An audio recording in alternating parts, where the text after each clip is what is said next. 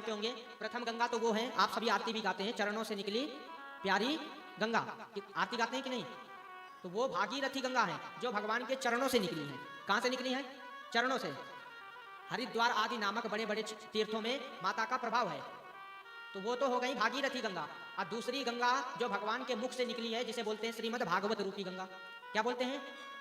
ध्यान दीजिए, भगवान के शरीरांग से दोनों गंगा निकली है, एक चरणों से निकली है और एक मुख से। तो किसी ने प्रश्न किया कि दोनों गंगा में से बड़ी गंगा कौन है? यदि किसी के जुड़वा बच्चे भी होते हैं तो उसमें भी 2-4 मिनट का 2-4 सेकंड का फर्क जरूर होता है।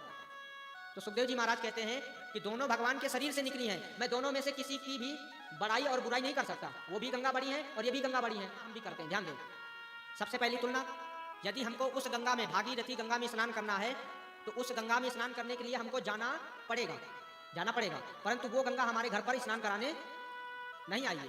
ध्यान दीजिए, यदि हमको भागीरथी गंगा में स्नान करना है तो उस गंगा में हमको जाना पड़ेगा, हरिद्वार हमको जाना पड़ेगा, तब हम स्नान करके आएंगे, परंतु गंगा हमारे घर पर चलकर कभी नहीं आएंगे।